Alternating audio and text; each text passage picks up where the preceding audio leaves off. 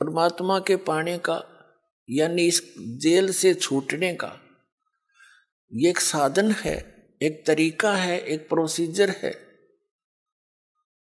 ये प्रथम मंत्र आपको प्राप्त हो तब आपको यहां तक बरी कराएगा परमात्मा, आपके साथ चलेगा वैसे तो यहीं से, लेकिन जब आप मूल कमल में पहुंचोगे आपका जाप होगा।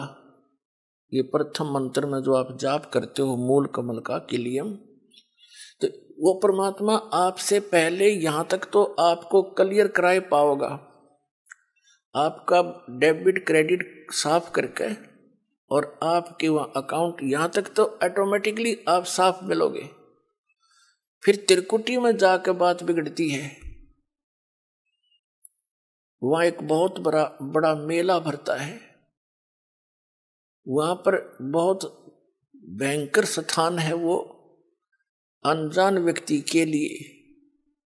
कहीं पर जैसे मेलों में आपने देखा हो, कहीं तक कोई नाच रहा है, कोई गा रहा है, कोई रीछ नचा रहा है, कोई बाजीगर तमाशा दिखा रहा है, कोई रागनी गा रहा है, किता कुछ ढोल पीट रहे हैं, और किता कोई साधु संत कोई कथा सुना रहा है।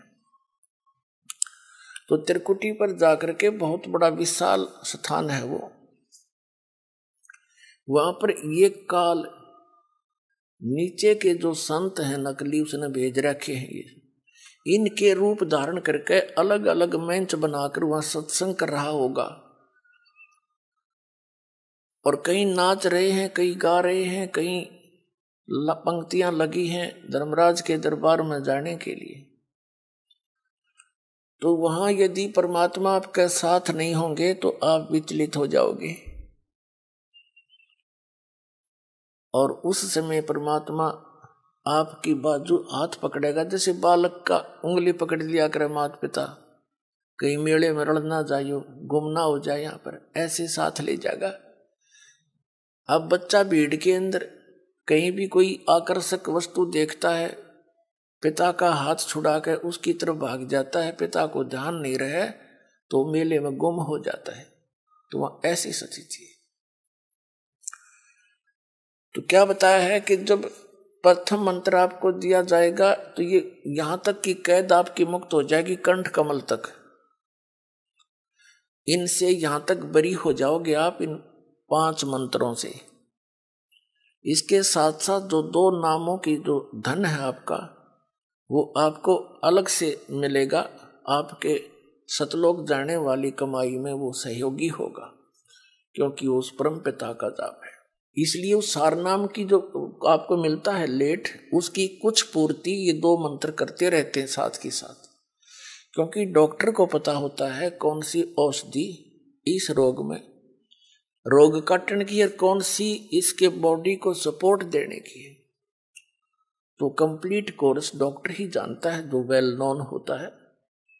तो ये दास इस रोग का डॉक्टर है, इस पृथ्वी पर नहीं है कोई व्यक्ति और जो इस दास को ज्ञान है।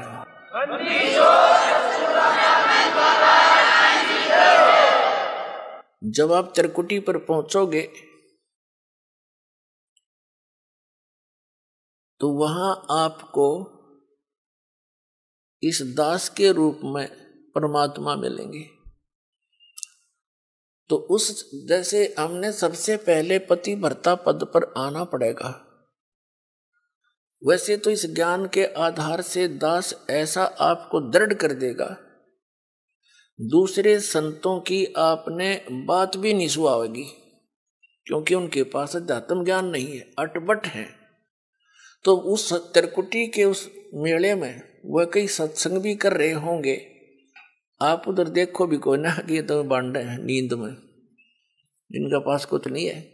ऐसी भावना जैसी आपकी यहाँ भावना है, जैसे विचार है, तो वहां ऐसा ही होगा जैसे स्वप्न में जैसे विचार हैं, जैसे आपकी क्रियाएं हैं, तो स्वप्न में भी वही कई बार क्रियावान हो जाती है, ऐसा वहां रहेगा।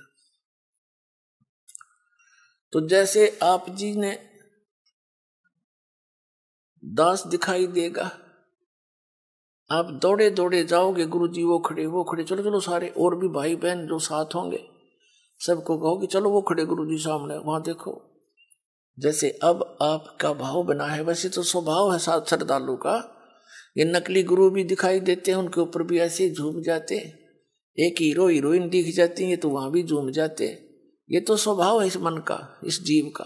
लेकिन अब इस स्वभाव को हमने सदुपयोग करना है, ठीक ठिकाने करना है इस भाव को। गलत ठिकाने से हम यही फंसे रह जाते। तो फिर परमात्मा आपको इस 2 अक्षर के मंत्र का अकाउंट कराओगा वहां वकील बनके। और इनके जैसे दास आपको यहां दिखाता है ना, इसमें ये लिखा, इसमें ये लिखा, इसमें ये लिखा, तो कानून की किताब है ये यहाँ ये परमात्मा की। तो ये दास के रूप में भगवान उस न्यायाधीश को दिखाएगा, देखो आपका विधान है, सर्वधर्मान परित्यज माम एकम शरणम व्रज।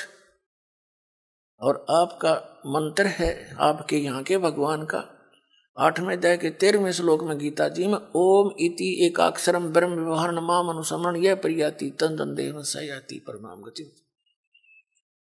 ओम से मिलने वाली जो साधना है आपके ब्रह्म की, ये ओम मंत्र है। ये इसने जाप किया है, इसकी मजदूरी है, ये अपना इसका नोट करो।